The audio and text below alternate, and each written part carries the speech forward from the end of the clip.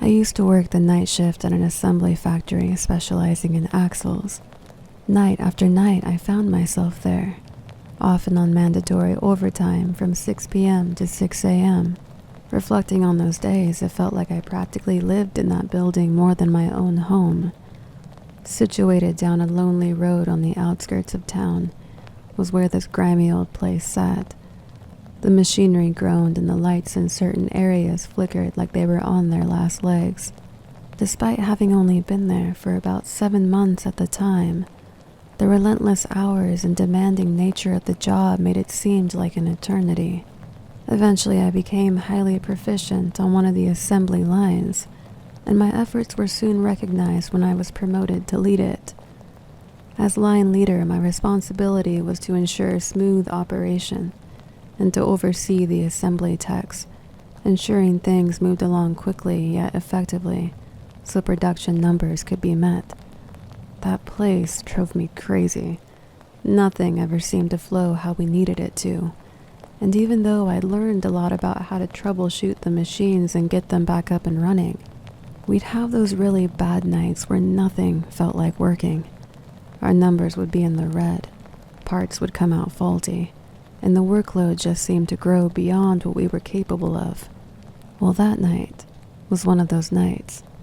A handful of parts began to fail test inspection, and it got to the point that a couple of the lines, mine included, had come to a complete halt due to all the technical issues.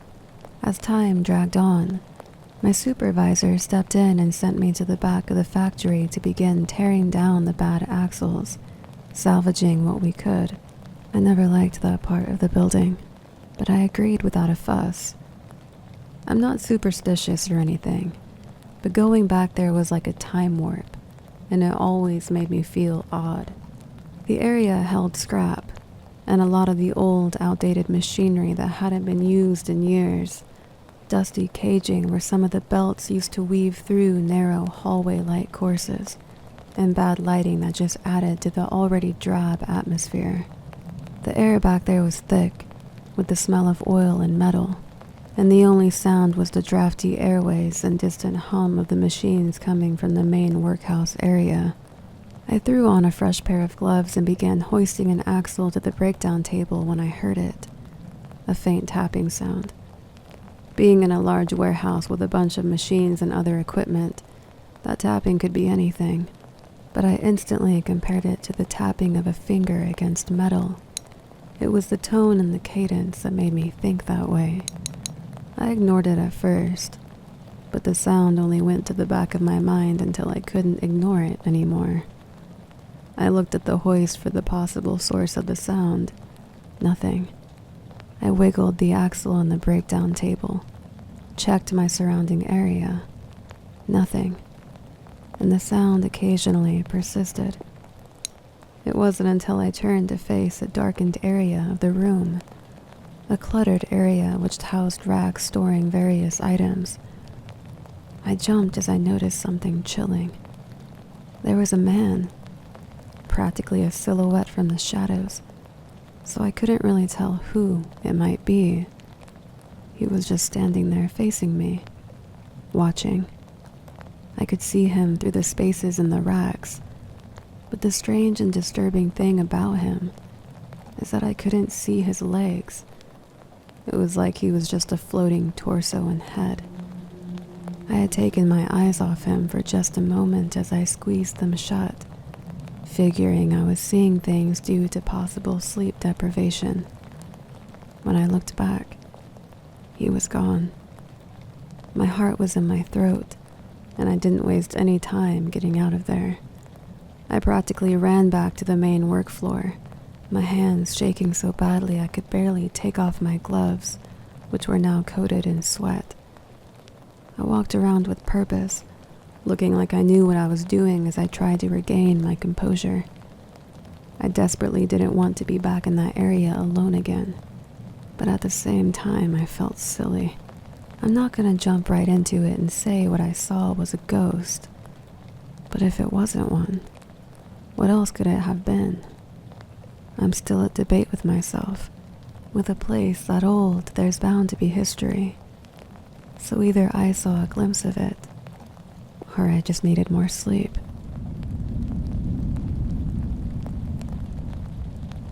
When I worked the swing shift back at a rural gas station, my job was mostly quiet during the weekdays. It was usually just me, the truckers, and the cab drivers who stopped by for a coffee and a quick bite to eat. One particular night, I was having a casual chat with one of the regulars, Jack. We were just passing time, joking around the usual stuff when a car pulled into the lot. This car didn't just pull in normally. It parked and kept its high beams on, flooding the front of the store with bright light. It was strange, but I thought maybe the driver just hadn't noticed. It happened here and there anyway. After about 5 minutes, though, the driver finally decided to come in. It was immediately clear that something was off. The guy looked jittery and wide-eyed, almost like he was on something. His clothes were disheveled, and he was pacing around the store in a restless manner. He finally approached the counter to buy a pack of cigarettes. For some context, I'm a fairly short woman with a naturally friendly face. I always smiled at customers and tried to be as approachable as possible, but working alone for 8 hours in the dead of night could be eerie, especially when someone as unsettling as this showed up. And although I was more to myself during this shift, I still attempted some small talk. But he ignored me. He just paid for his things and left. I tried to shake off the creepy feeling and continued my conversation. The high beam slowly faded from the front as the stranger departed.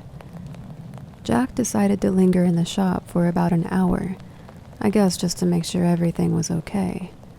That encounter was unnerving. Some truckers stopped off as well as some late-night travelers, but there were no more signs of that off-putting man. As closing time for the shop arrived and all was empty and quiet, I did the last of what I needed to do before flipping the sign and locking up. As I walked to my truck across the way, I was humming the tune to Imagine by John Lennon. The chorus had been stuck in my head that night, so I had just started humming the beginning line.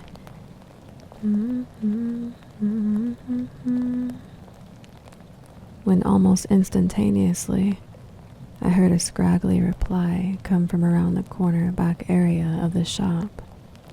But I'm not the only one. It was then that it hit me. The smell of cigarette smoke. A surge of panic enveloped me as I dashed to my truck. I looked in the rearview mirror as I put the keys in the ignition and floored it out of the lot. I just knew it was him. That same guy from earlier, lurking around the place out of sight, like some cat and mouse game.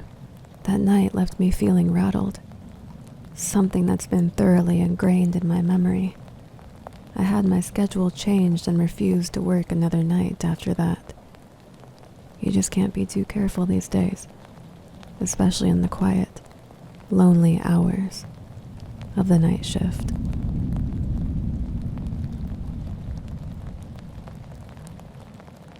Not technically a night shift, but at a time I had worked as a DoorDasher for a few months to help me pay off on a card. I always chose the late hours on the weekend. It was a great time for activity and often on rushes. The nights in general were pretty uneventful, the usual pick up and drop off. But this one particular night, my last delivery was anything but ordinary. It was a Friday, and the clock was crawling to 2 a.m. I was eager to finish my shift and get some rest. I typically left my car running while I quickly dropped off orders, and this time was no different. My final delivery, though, was to an apartment complex I had never been to before. Finding the apartment was more challenging than I anticipated. The numbers weren't in a logical order, and the dim lighting didn't help. After several minutes of searching, I finally located the correct unit. placed down the food, and turned around to wind back through the concrete hallways.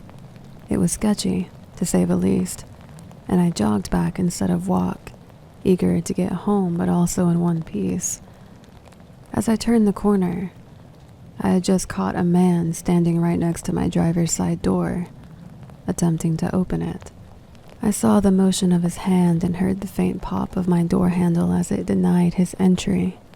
While I did leave the engine running, I had brought my fob with me so I could lock my car as I delivered. After the failed attempt, he just stood there, staring intently through my window as if he knew I was behind him. He was completely still, his eyes fixed on something inside my car. I stopped dead in my tracks, my heart racing. What were his intentions? Naturally, I hesitated, unsure of what to do. The longer I stood there, the more uneasy I felt. Gathering my courage, I slowly approached my car, trying to seem confident even though I felt anything but. I kept my distance as I spoke. "Hey, what are you doing, man?" I said sternly, hoping my voice didn't show any fear. I expected something, a rambling off of confusion or maybe an apology. But the man didn't respond. My skin crawled with unease, and I felt like I was going to be sick from the unknowns of my grim situation. I took another cautious step forward, my eyes never leaving him. As I got closer, he finally moved. He turned his head slowly and looked directly at me.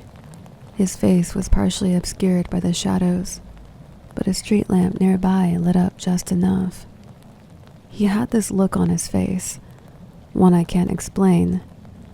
Everything about him seemed emotionless, as if he was assessing if what he was plotting to do was really worth it. I've never felt so close to potential death before. Without saying a word, he started to walk away, without even trying to de-escalate what just happened.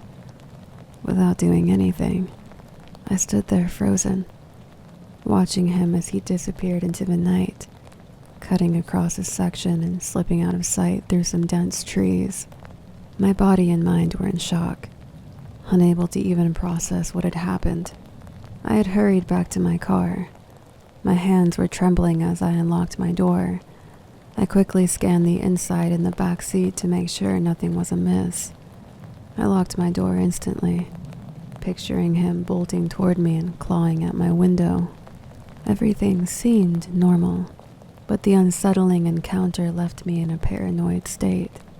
I sped off, eager to put as much distance between myself and that creepy man as possible. I didn't even go straight home. I drove around for a good hour almost until it was well near 3 a.m.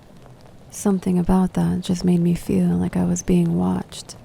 As I pulled into my parking space, my mind raced with thoughts of what could have happened, and what would have happened if I hadn't come back when I did.